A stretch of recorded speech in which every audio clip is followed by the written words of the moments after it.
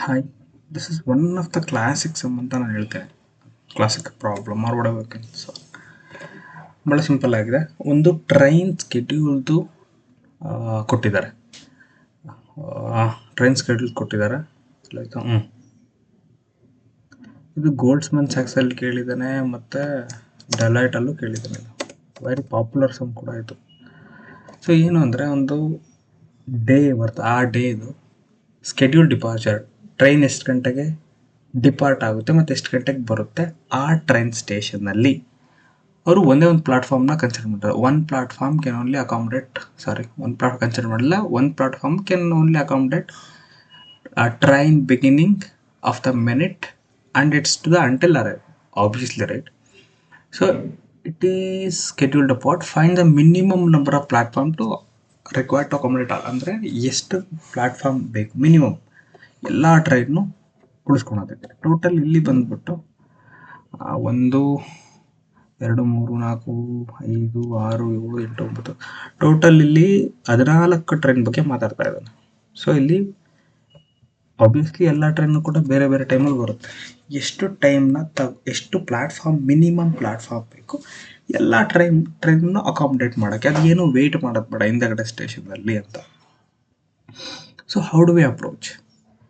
ಇಲ್ಲಿಗ ಯಾವ ಥರ ಮಾಡ್ಬೋದು ಅಂದರೆ, ಟ್ರೈನ್ ಬರ್ತಾ ಇದೆ ಅಂದರೆ ಸ್ಟೇಷನ್ನಿಗೆ ಅದನ್ನು ನಾನು ಕೌಂಟ್ ಮಾಡ್ತೀನಿ. ಟ್ರೈನ್ ಹೋಗ್ತಾ ಇದೆ ಅಂದರೆ -1 ಕೌಂಟ್ ಮಾಡ್ತೀನಿ. Very simple. ಬರ್ತಾ ಇದೆ 1, ಹೋಗ್ತಾ ಇದೆ -1. ಓಕೆ, ವಿತ್ ಕ್ಲಾಸಲ್ಲಿ train times as select arrival time ತೊಗೊತಾ ಇದ್ದೀನಿ. I am keeping as it is, ಅಥವಾ ಹಂಗೆ ಇಡಬಹುದು, ಅಥವಾ ಅಲಿಯಾಸ್ ಮಾಡ್ತಾ ಇದ್ದೀನಿ ನನ್ನ ರೆಫರೆನ್ಸ್ಗೆ. ಈವೆಂಟ್ ಟೈಮ್ ಅಂತ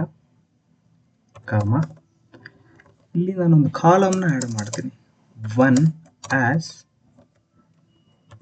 event type.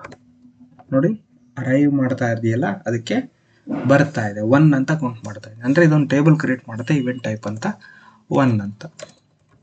From train arrivals ಟೇಬಲಿಂದ. ಓಕೆ, ನೆಕ್ಸ್ಟ್ ಏನು ಮಾಡೋದು? Union all. ಏನಕ್ಕೆ ಯೂನಿಯನ್ ಆಲ್ ಮಾಡ್ತಾ ಇದ್ದೀನಿ ಅಂದರೆ, ಕೌಂಟ್ ಮಾಡಬೇಕಲ್ಲ ಇನ್ನೊಂದ್ರದ್ದು departure. So same, everything is same. ಅಲ್ಲಿ ಅರೈವ್ ಟೈಮ್ ಇತ್ತಲ್ಲ, ಇಲ್ಲಿ ಡಿಪಾರ್ಚರ್ ಟೈಮ್ ಆಗುತ್ತೆ.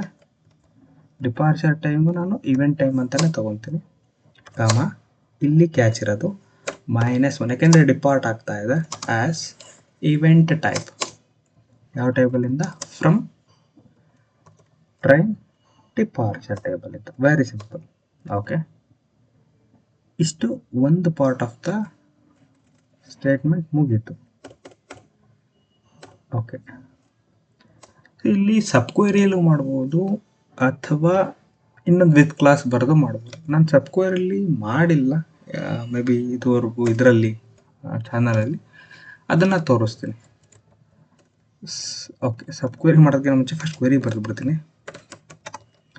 ಸೆಲೆಕ್ಟ್ ಇವೆಂಟ್ ಟೈಮ್ನ ತಗೊತಾ ಇದ್ದೀನಿ. ಸೆಲೆಕ್ಟ್ ಇವೆಂಟ್ ಟೈಮು, ಇಲ್ಲಿ ಇರೋದಕ್ಕೆ ಸಮ್ ಮಾಡ್ತಾ ಇದ್ದೀನಿ. ಯಾವುದನ್ನ ನಿಮ್ಗೆಲ್ಲರಿಗೂ ಗೊತ್ತಿದೆ, ಇವೆಂಟ್ ಟೈಪ್ನೇ ಸಮ್ ಮಾಡಬೇಕು ಅಂತ. ಯಾಕೆಂದರೆ ನಾನು 1 -1 ಆ್ಯಡ್ ಮಾಡ್ತಾ ಇದ್ದೀನಿ. Okay, over bracket open bracket close, order ಮಾಡ್ತಾ ಇದ್ದೀನಿ. ಯಾವುದು ಆರ್ಡರ್ ಬೈ? ಆಬ್ವಿಯಸ್ಲಿ ಇವೆಂಟ್ ಟೈಮನ್ನು ಆರ್ಡರ್ ಮಾಡಬೇಕಾಗುತ್ತೆ, ರೈಟ್? ಯಾಕೆಂದರೆ ಅಕಾರ್ಡಿಂಗ್ ಟು ಟೈಮ್ ಅದು ಬರೋದು ಹೋಗೋದು, ಚಿಕ್ಕದ್ರಿಂದ ದೊಡ್ಡದು, ಸಿಂಪಲ್ ಹೇಳಬೇಕು ಅಂದರೆ ಬೆಳಗ್ಗೆಯಿಂದ ಸಂಜೆವರೆಗೂ. ಇವೆಂಟ್ ಟೈಮ್ ಗೊತ್ತಾಯಿತು. ಇದನ್ನು ಆ್ಯಸ್ ಮಿನಿಮಮ್ ಬೇಡ, ಪ್ಲ್ಯಾಟ್ಫಾರ್ಮ್ ನೀಡೆಡ್. ಇದರಿಂದ ನನಗೆ ಪ್ಲ್ಯಾಟ್ಫಾರ್ಮ್ ನೀಡೆಡ್ ಅಂತ ಸಿಗುತ್ತೆ. ಫ್ರಮ್ ಯಾವ ಟೇಬಲಿಂದ? ಇಲ್ಲಿ ಮೇಲೆಗಡೆ ಕಂಡುಹಿಡಿದಿದ್ದೀನಲ್ಲ, ಟ್ರೈನ್ ಟೈಮ್ಸ್, ಅದರಿಂದ. ಇದು ಸಬ್ ಕ್ವೆರಿ. ಈ ಸಬ್ ಕ್ವೆರಿಗೆ ಇಲ್ಲಿ ನನಗೆ ಸಿಗುತ್ತೆ. ಈಗ ಏನು ಸಬ್ ಕ್ವೆರಿಗೆ ಏನು ಮಾಡ್ತಾ ಇದ್ದೀನಿ ಅಂದರೆ ಸೆಲೆಕ್ಟ್ ಮ್ಯಾಕ್ಸಿಮಮ್ ಎಷ್ಟು ಬೇಕು. ಯಾಕೆ ಮ್ಯಾಕ್ಸಿಮಮ್ ಅಂದರೆ ಅಲ್ಲಿ ಸಮ್ ಕಂಡಿಡ್ದಿದ್ದೀನಿ.